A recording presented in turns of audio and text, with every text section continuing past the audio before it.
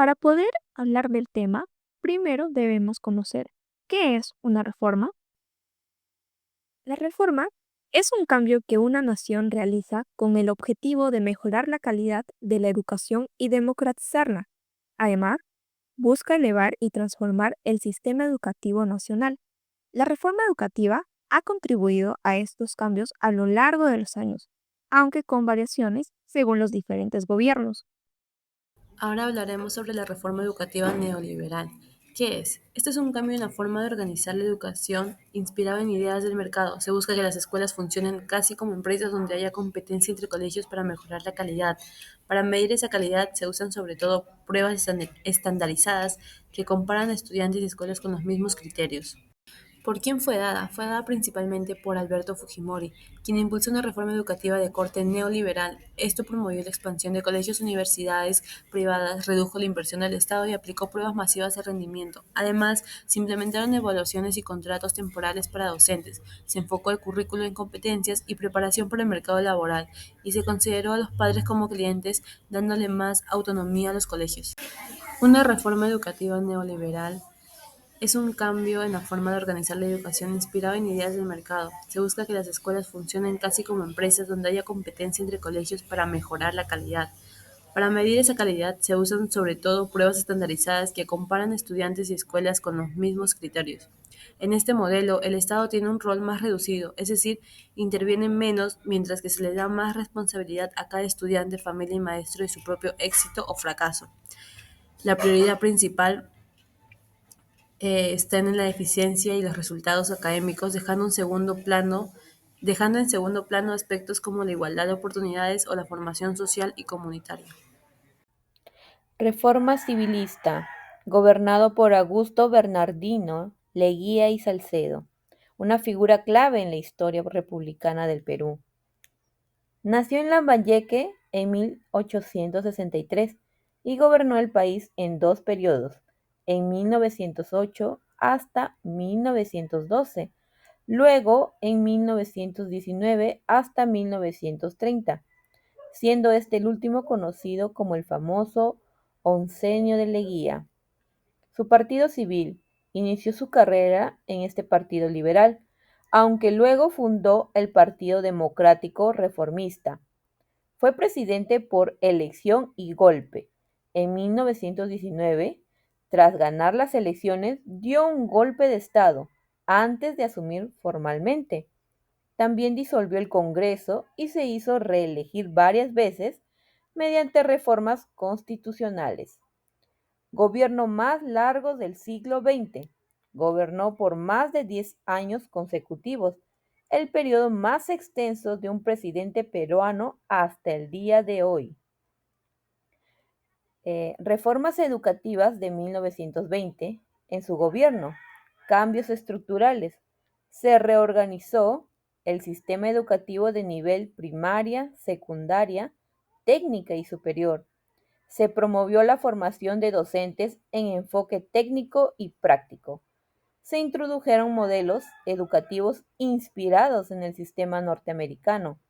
Sin embargo, la implementación fue caótica, el sistema primario y secundario se volvió confuso y fragmentado. También fue impulsada por Manuel Vicente Villarán, intelectual civilista que promovía una educación técnica, científica y moderna. Se promulgó la Ley Orgánica de Enseñanza número 4004 en 1920, considerada el triunfo del civilismo en materia educativa. Ahora conoceremos una de las transformaciones más ambiciosas del Perú en el siglo XX, la reforma militar. Para ello, debemos conocer a Juan Velasco Alvarado, quien fue un militar y político peruano, nacido en Piura en 1910.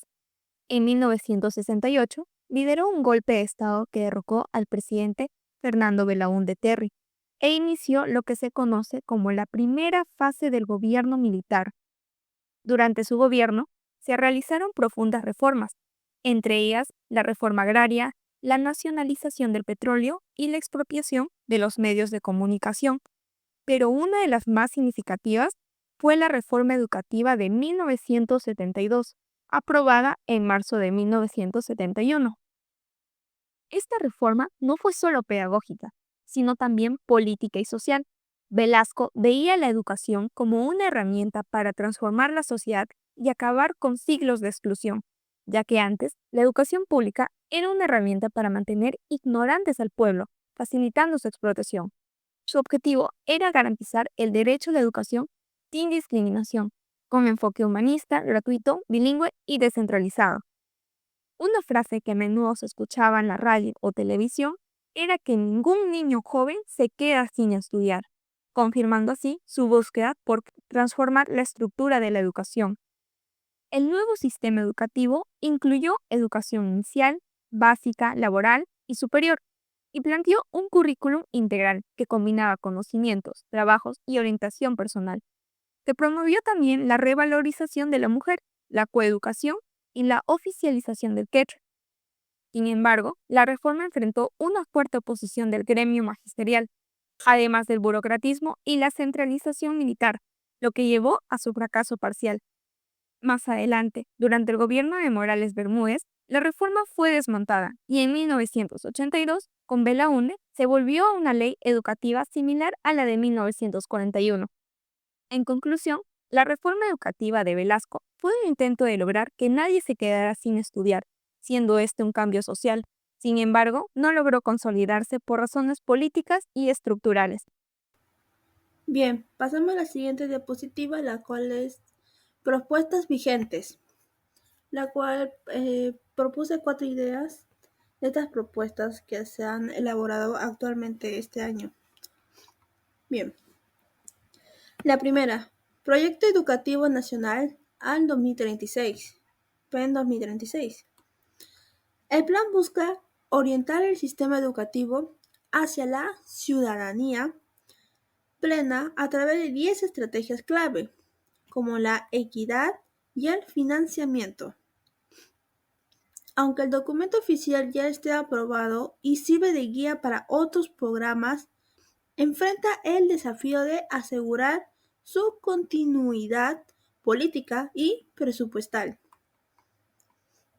La segunda, recuperación y mejora de aprendizajes en la pandemia.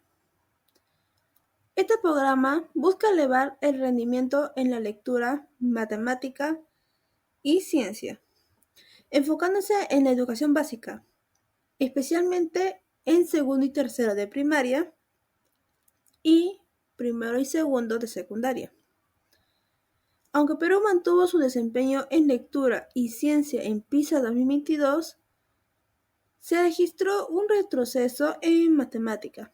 Para combatir esto, existen iniciativas de refuerzo escolar con el apoyo de la UNICEF. Tercero, desarrollo y desempeño del docente. Este programa busca mejorar la profesión docente mediante estándares comunes, abarcando tanto la formación inicial como la continua. Se ha logrado actualizar el marco del buen desempeño docente, una guía nacional que orienta la formación y evaluación. Sin embargo, el principal desafío es llevar el acompañamiento y la formación especializada a las zonas rurales y bilingües, conectándolos con la meta de recuperación de aprendizajes, para que así los docentes se puedan comunicar con sus alumnos cuando vayan a las zonas rurales y puedan comunicarse el docente con sus alumnos en su lengua materna, la cual es quechua y aymara. La última, transformación digital y conectividad escolar. Este plan busca garantizar el acceso a Internet y dispositivos digitales en la educación básica, especialmente en zonas rurales y escuelas multigrado. Aunque el gobierno ha implementado un plan de conectividad, la brecha digital sigue siendo alta, con notables diferencias en el uso de Internet entre los niveles de primaria y secundaria. El principal desafío es la falta de conexión en muchas escuelas, un problema que persiste hasta el día de hoy.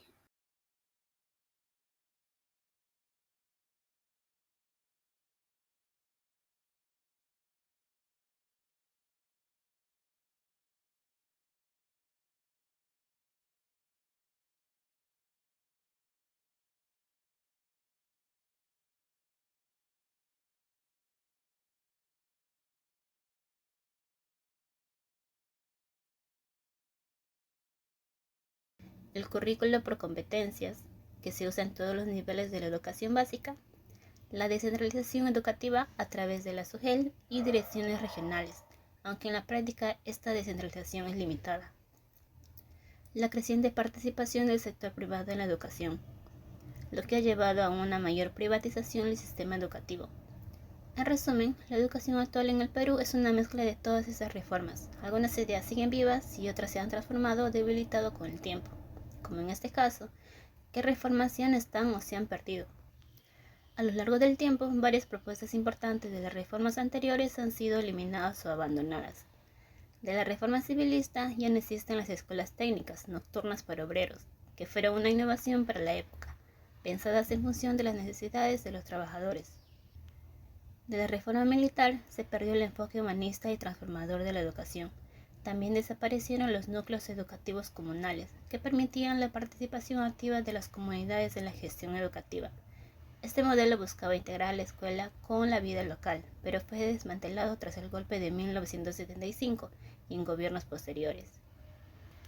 Aunque la reforma neoliberal sigue presente, ha sido muy criticada por debilitar el rol del Estado en la educación pública.